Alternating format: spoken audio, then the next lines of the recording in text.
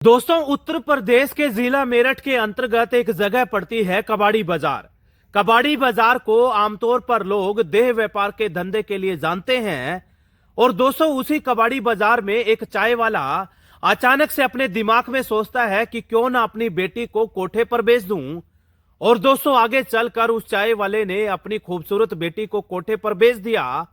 और कोठे पर बेची हुई उस खूबसूरत बेटी की बदौलत चाय वाले ने ना केवल लाखों करोड़ रुपए इकट्ठे कर लिए, बल्कि आगे चलकर उन्हीं पैसों की बदौलत उसी चाय वालों ने शहर के बीचों बीच बड़ा सारा होटल खोल दिया। दोस्तों, क्या है पूरा मामला, क्या है पूरी कहानी, आप लोगों को जरूर बताऊंगा। लेकिन मेरी आप लोगों से हाथ जोड़कर अपील है, चैनल पर नए आए हैं तो सब्सक्राइब कर लें। और दोस्तों, यदि हमारी यूट्यूब फैमिली का पुराना हिस्सा है तो आप लोगों से गुजारिश करूंगा, इस दर्दनाक घटना कहानी को लगातार साझे करते रहना। दोस्तों, उत्तर प्रदेश के जिला मेरठ के अंतर्गत कबाड़ी बाजार, और कबाड़ी बाजार में रोजमर्रा की तरह अच्छी अच्छी सुंदर सुंदर महिलाएं और औरतों की खरीद फरोख्त हो रही थी। दोस्तों, खूबसूरत लड़कियों की चाल ढाल रंग रूप देखकर मोल भाव किया जा रहा था। और उसी बीच कबाड़ी बाजार में चाय की दुकान चलाने वाला एक व्यक्ति अपनी खूबसूरत बेटी को बस इसलिए बेच देता है ताकि उसका घर गुजारा सही चलता चलता रहे। दोस्तों, मिली जानकारी अनुसार चाय की दुकान चलाने वाला वो व्यक्ति कोठा संचालिका को पूरे 30,000 रुपए में अपनी बेटी को सौंप गया और कहता है कि अब ये तुम्हारी अमानत है। दोस्तों, मिली जानकारी अनुसार कोठे वालों को भी यह मालूम नहीं था कि ये खूबसूरत लड़की उस चाय वाले की बेटी है। दोस्तों, आप लोगों को यह भी बताता चलूं कि इस पूरी दर्द भरी घटना कहानी को कोई और नहीं बल्कि CWC चाइल्ड हेल्पलाइन नंबर की सदस्य अतुल शर्मा अपनी मुंह से सुना रही है।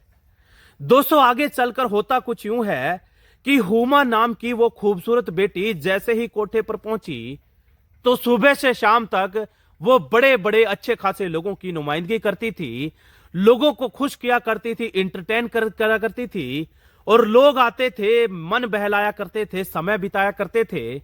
और जाते जाते उस हुमा नाम की अच्छी खासी लड़की को रकम दे जाया करते थे।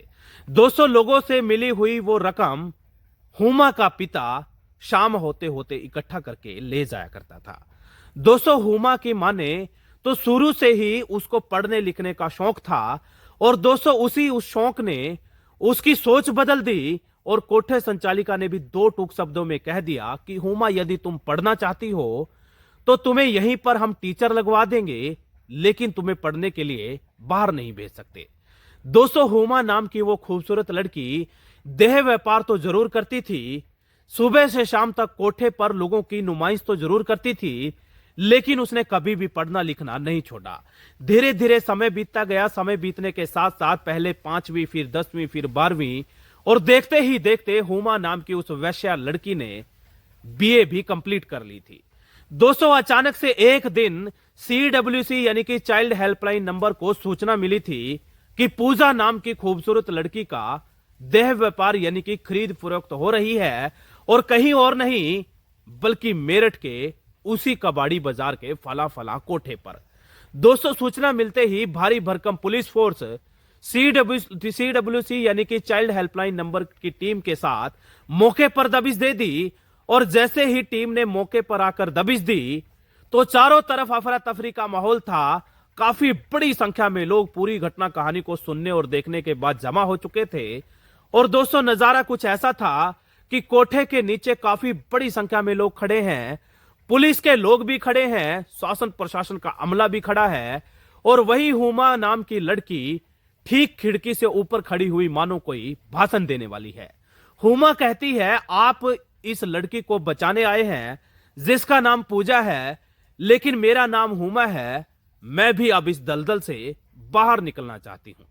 दोस्तों, हुमा कहती है कि मेरा नाम हुमा है, मेरे ही पिता ने खुद अपने हाथों से मुझे इस कोठे पर बेचा था। वही पिता जिसने अपने इन्हीं हाथों से बड़े लाड प्यार से मुझे पाला था, मेरी हर इच्छा पूरी करी थी, मेरे हर सपने पूरा करने की कस्में खाई थी। उसी पिता ने खुदगर्जी दिखाते हुए पैसे के लालच में मुझे कोठे पर सौंप दिया।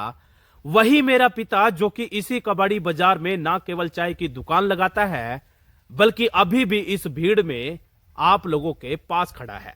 दोस्तों, जैसे ही हुमा ने ये सब कहा तो हर कोई व्यक्ति सोचने समझने पर मजबूर हो गया। हर कोई व्यक्ति जानना चाहता था, सुनना चाहता था कि आखिरकार ऐसा कौन सा पिता है जो अपने ही हाथों से अपनी बेटी को देह व्यापार के धंधे में धकेल सके।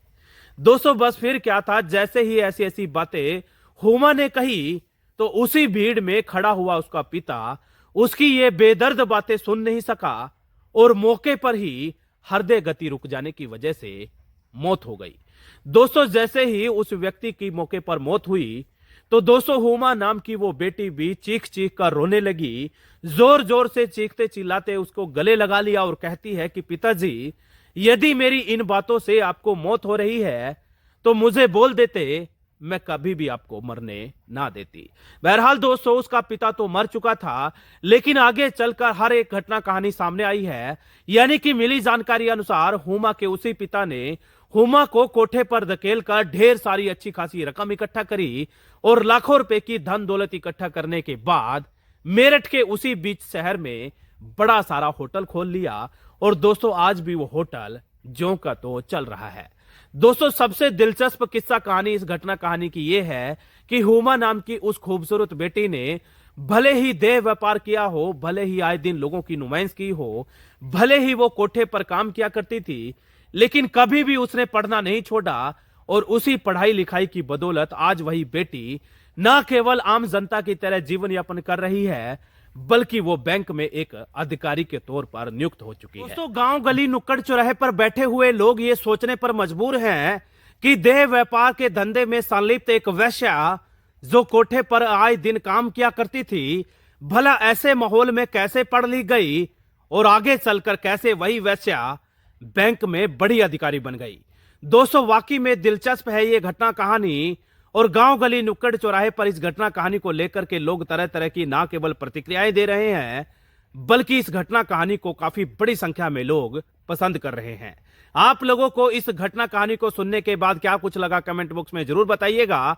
लेकिन जाते जाते आप लोगों को इतना जरूर कह दूं कि अलर्ट रहिएगा, सतर्क रहिएगा, कहीं ऐसा ना हो इंसान रूपी मखोटा पहने कोई बहरूपिया आपके इर्द गिर्द किसी बड़ी घटना कहानी को अंजाम दे जाए, आपको कानों कान खबर भी ना लगे और आप भी किसी घटना कहानी का हिस्सा बन जाए।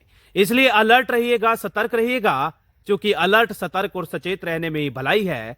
अलर्ट और सचेत रहने में आपका बचाव है। मुझे दीजिएगा इजाजत, फिर हाजिर होऊंगा इसी तरीके की एक और किस्सा कहानी के साथ। तब तक अपना ध्यान रखिएगा, बहुत सारा अपना ख्याल रखिएगा।